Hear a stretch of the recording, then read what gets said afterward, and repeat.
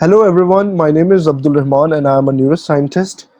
And today I am accompanied with Greg Bogart. He is a licensed marriage and family therapist and also the lecturer in psychology at Sonoma State University. He's also a psychotherapist. He has written many of the books, and definitely you will find these books very interesting. I actually read one of his book, and there are many books involving dream work and self-healing, unfolding the symbols of unconscious. Dream work in holistic psychotherapy of depression. Actually, that's the topic for today, and that's a work that's definitely a must-read book. And the other is In the Company of Sages, The Journey of Spiritual Seeker. So I really recommend reading all these books. They are definitely worth reading. And thank you, Greg, for joining me and giving me time on such a crucial topic. So thank you. Thank you, Abdul. So, Greg, today, as it's the topic of your book as well, Dream Work in Holistic Psychotherapy of Depression. So would you like to enlighten us, what does depression means and how does it actually manifest in our conscious lives? How does it arises? And how the conscious life anxiety and depression manifest through dreams, and how actually through dreams we can heal. Well, thank you, Abdul. Depression is a problem that afflicts so many people. Sadness, preoccupation with past failures or losses, discouragement, loss of sex drive, loss of zest for life, and low self-esteem. You know, there's many manifestations of it, but it depletes us. It limits our enthusiasm for life. And it affects our health, our productivity. It affects our relationships, marriages, and families. And even if we ourselves do not suffer from depression, most of us know someone close to us who does have this low mood and discouragement. And sometimes it's really a loss of desire to live.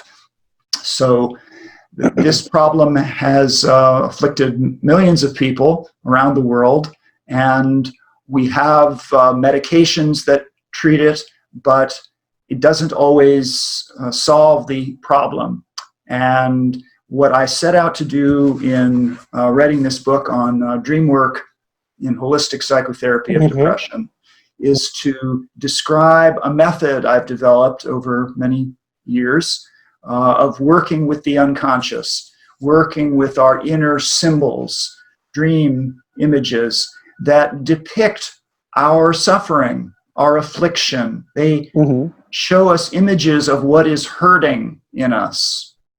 And so by reflecting, by taking the time to think about the images, what they remind us of, what people in our lives they remind us of, we're able to get a handle on the existential causes of depression, meaning you know, the issues that most people grapple with, loneliness and how to connect with others, meaninglessness and what gives meaning to life, dealing with the presence of death, you know, as a reality in our lives, and then what gives us motivation and passion for life. And so with the help of dreams, we're able to work through traumas, work through family history or ancestral traumas. Sometimes the problems that afflict us are multi-generational in nature. And I just had a conversation with someone who has a brother who is an alcoholic and drug addict and suffers from depression. And it turns out that in her family, you know, her grandfather was an alcoholic who was sort of kicked out of the family, kicked out of the house. But it turns out he was a returning war veteran. He had come back from World War II, not the same man. He was deeply damaged emotionally, traumatized. But instead of getting treatment and healing, the grandfather was exiled from the family. So Uh-huh. 2 generations later, it pops up the same problem. So sometimes we have to grapple or wrestle with family wounds, ancestral memory to get to the heart of depression. But then we also can identify things like negative body image as a contributing factor for some people, depression, that they're not satisfied with their physical embodiment. And in other cases, it's related to work stress, burnout, not be feeling treated well in the workplace. So there are many causes of depression. So it is my hope that people can find ways to face the issues that actually make them depressed. I know there are helpful pharmacological treatments. That's not my profession. I'm not a physician, so I don't prescribe that. So I try to work with the emotional dynamics of depression, and also the contribution of diet to our mood is huge. Lifestyle, exercise. Do we spend enough time with the natural world? And increasing that is often helpful. Eating nutritious diet rather than junk food. Reducing alcohol. So I read your some part of your book. Actually, it's very interesting because like for the dream books, I have actually never read a book like that. It really helps even a layman, because that's my purpose for the podcast, to help laymen. And I believe that's the book which really helps even a person who has not much knowledge of psychoanalysis or psychotherapy, and it's very much informative. So like there are like many dreams actually you have narrated of your clients, obviously, in that book. So I have a question, like, does the dream symbols would vary from person to person depending on his personal unconscious or circumstances of the conscious life? Like, let's see, if someone sees a cat biting him or her, right? So does those symbols or the meaning of such images would remain the same for everyone, or it really depends on what they are suffering in conscious life? That's a great question.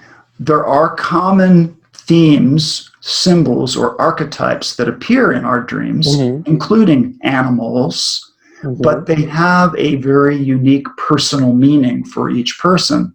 So a cat could mean friendliness to one person, kind of feminine, yeah.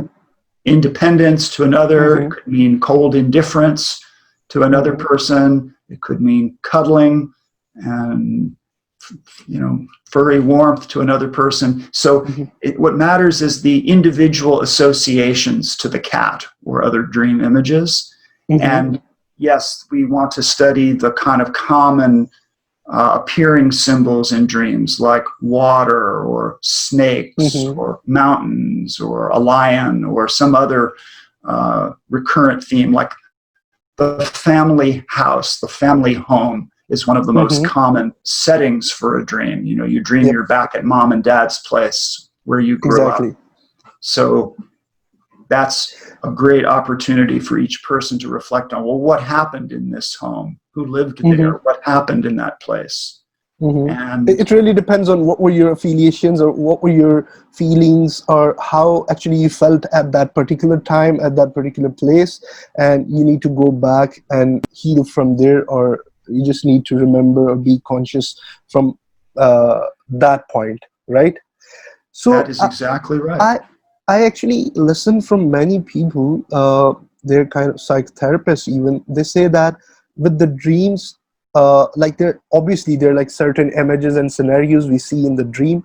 So I heard someone saying that we do not need to project actually those images or something like that, but I didn't get actually the meaning for that. Like we get too literal with the images, right? So if if I'm seeing a particular scene, I'm sitting in a class and doing some kind of exam, right? But I'm not able to know its meaning. So shouldn't we get too much bound to those images sitting in the classroom doing exam, or we should just look what's going on in my conscious life? Or how would you just deal with that? Well, the first thing is dreams are not literal, so we shouldn't think of a dream as predictive or something. So if something difficult happens in a dream, it's not predicting that. But we have to relate each image to what's going on in our life, who is in our life, what does that classroom atmosphere remind us of, and but it can be a very personal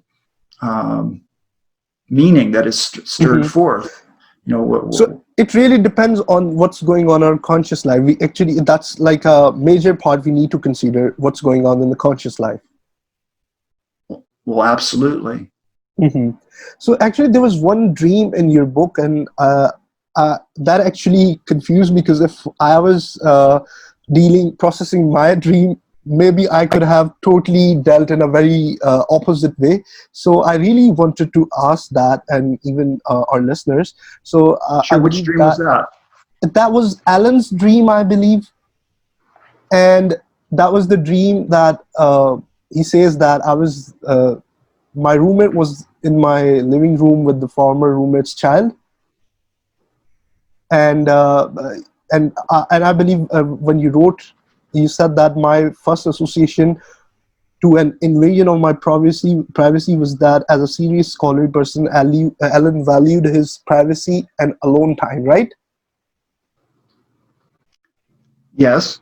So so you said that it was actually the invasion of the privacy, right? So if I was dealing with such a kind of dream, like I was personally processing that, right? I'm not an expert, but if I was doing it independently, I would have thought maybe if in the dream someone is invading my privacy, that would mean maybe I'm having loose kind of boundaries. I'm letting people in and not building some kind of proper boundaries. But I see that you said that actually it was about the extroversion of Alan, that he was not having a kind of a persona, because he was not finding like the dark or bright clothes, I believe shirts. So that's why he was kind of confused. So actually that was really confusing for me. So could you just enlighten me with that? Well, just the whole image of invasion of privacy. This was someone who is very isolated, wanting more connection and intimacy with people. But then at the same time, he has all kinds of rules surrounding himself. So he's very controlled. And in his house, he has a roommate he rents a room to, but he has to, the roommate has to negotiate times when he can use the living room. You know, there was all this fussiness about, like, you can only do this at this time, and rules around the kitchen. So there was a lot of rigidity that was getting in the way of him actually having a more fulfilling relational life. So just the image of the invasion of privacy is a kind of, it was paradoxical. You could, in hindsight, it could also relate to his feelings about therapy, you know, that was examining what was going on inside, that maybe that was an invasion of privacy, that he was revealing a lot that was uncomfortable. But basically, in the dream, a party was going on in his house that he hadn't initiated. Other people were having a party, like a big hootenanny in his place, invasion of privacy, and people he didn't invite were entering his room, which was, you know, a big threat for him. He's very private. And then he goes into his room and he pulls out some nice shirts, and he's wondering which one he should wear. He's wondering how to present himself in life. You know, like a persona. Very, very withdrawn, very socially inhibited, but inside a very funny, friendly person, you know, with a desire to be more extroverted and show his essence and his beauty to people. And so he tries on all these shirts, but then suddenly the shirts are all gone, and he's suddenly in an upset state. Who took his shirts? He thought. Did somebody steal them? Who stole my shirts? And then he heads down into the party, furious, and he's ready to tell everybody off to find out who stole his shirts. And so he makes a big speech in front of the party. And he says, somebody here stole my shirts. And he continues a loud harangue, but now the audience is no longer there. And he says, which one of you has done this? And exactly, maybe because he was not finding out his true persona for like the extrovert, and he was doing is like kind of blaming everyone for the thing he actually didn't integrate it in himself. Yes. And then he remembers the line from Shakespeare's Macbeth, which one of you has done this? And so in a state the of whole denial. thing with Macbeth is he was disingenuous. He was a murderer who disavowed any knowledge of who had killed King Duncan. And he says, who did this? But he himself is the one who did it. So in Alan's case, he's shutting down the party. He can't find his beautiful, colorful shirts, but then he's trying to blame other people, like, who did this to me? When in fact, he himself kept himself hidden, didn't join the party, has kept withdrawn and private too much. So he did it to himself. He's holding himself back. That was part of the message of the dream. Actually, what was fascinating for me was like you took the dream and explained it through different perspectives. That was really fascinating. Like you also wrote that it kind of also, I felt that Alan's anger also had great potentials in so far as the self, right? So like the powerful anger expressed in the dream showed how Alan really felt about his life. So it also showed like the dream was also showing his repressed anger, maybe, right? So yes. it can be a kind of a positive gold, right? That's been deep buried, and how it can be used positively. That's an excellent point, Abdul. Dreams help connect us to feelings. That absolutely is correct. What you just said. He needed to get angry about his situation. Because sometimes we need to be assertive to maybe be authentic sometimes, to express our feelings, emotions, because that's where actually we develop boundaries. That's where we stay authentic to our real inner self, and that's where the wound actually starts to get healed, I believe. Yes.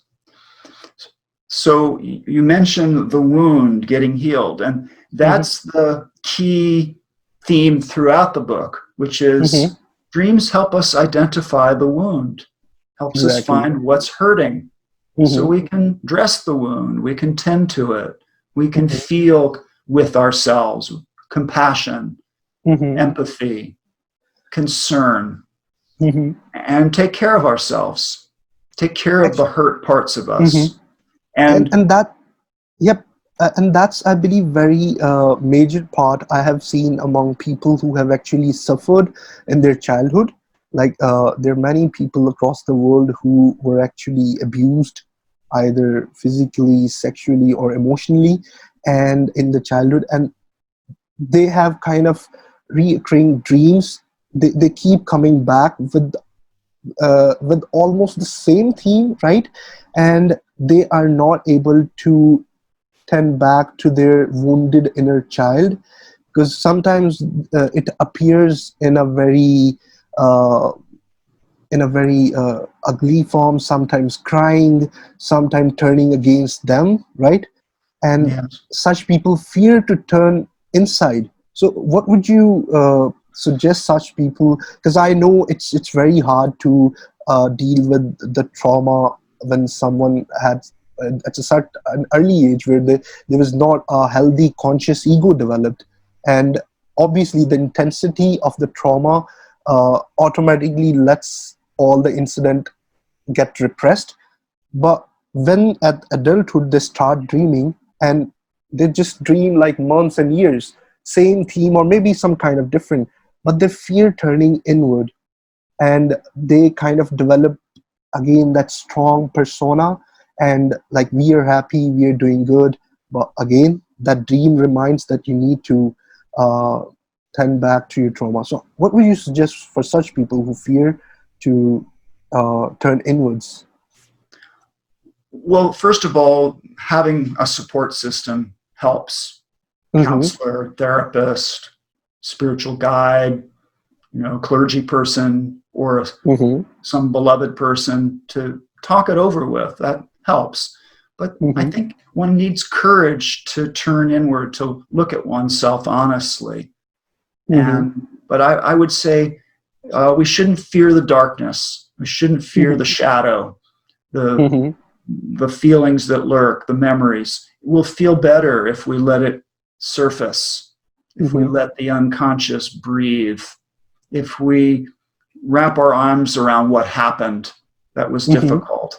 I tell the story of a woman in this book who had a dream about broken glass, Mm-hmm. shards of broken glass. And it reminded her of 5 years earlier being in an auto accident, a very Mm-hmm. traumatic auto accident where she had glass embedded in her face that needed to be removed by a surgeon.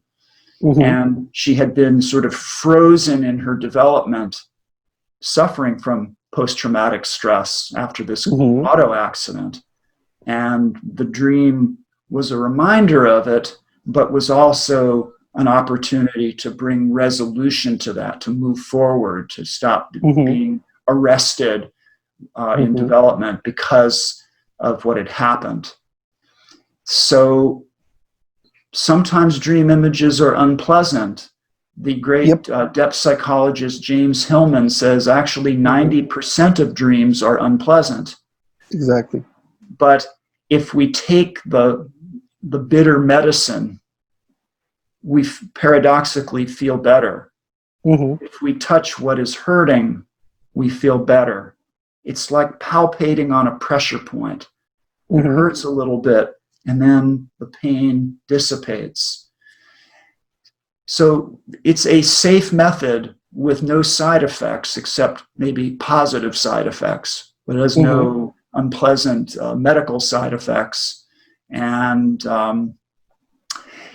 the thing about this work with dreams, work with the unconscious, it's a step-by-step thing. It's not like a sudden cure. It's working through little Definitely, it's very slow pocket. process. I'm Mm-hmm. sorry?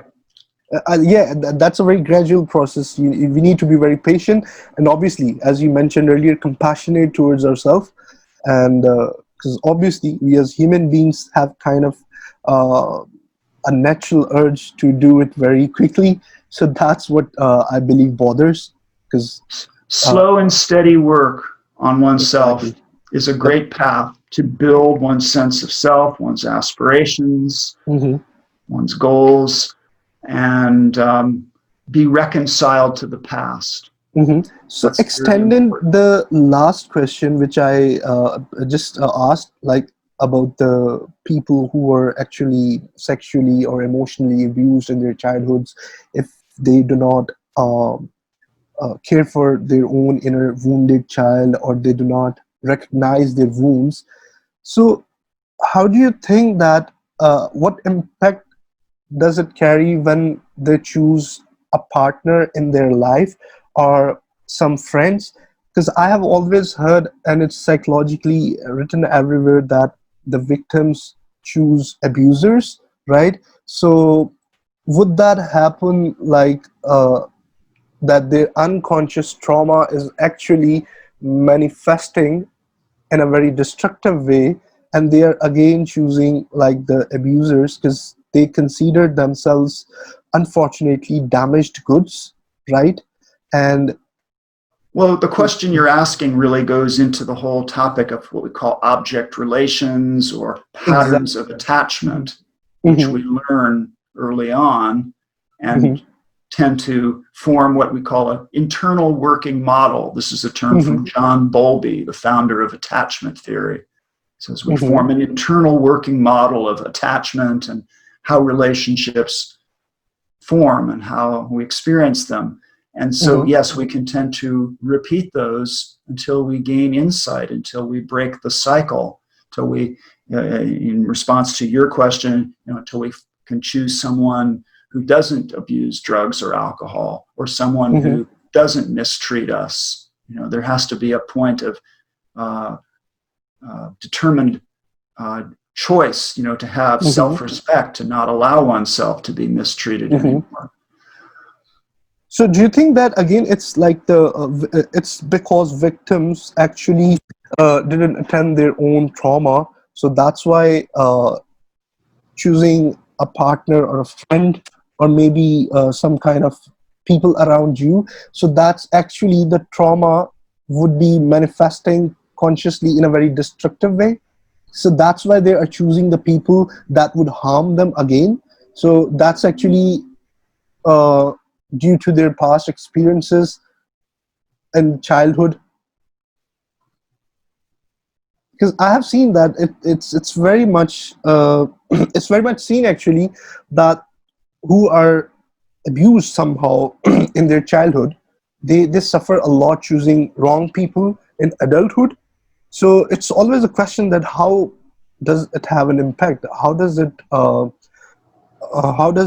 affects their functioning that they go for choosing wrong people again, because obviously we hear that life is a learning process, right? But why again that once they have suffered, once they have been abused, but again they go for such people? Because I read somewhere it's the trauma manifesting or trying to actually come in front of the in front of the victim to make them aware of their trauma, of their inner wounded being.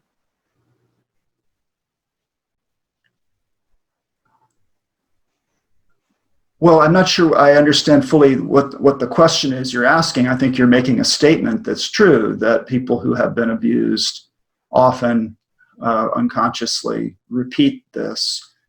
If they have an alcoholic parent, they may Hmm. grow up and find someone Yeah, who's that's what I was asking. Like, what's the reason that they go on choosing? Let's say if someone had an alcoholic father or some parent, then again, or a narcissistic parents, right? That's very much seen. So they go on choosing again the partners or friends uh, like that. So how does it happen? Like, because obviously we know that life is a learning process, right? But how does it happen? That's very much because I want to make people aware that they could able to recognize if someone is actually going through that, so that they can build some kind of boundaries, self integrity, self dignity. well, what you're implying is right, that people need to learn to have boundaries, to not just put up with someone in their household who's abusing drugs and alcohol and creating Mm-hmm. havoc. Mm-hmm. So they have to take what actions they can take. Mm-hmm. And in the book, I describe someone whose son is an alcoholic living in the basement, and he Mm-hmm. can't get his son to behave himself better. So he decides to sell his house and move into a condo where there isn't room for his son.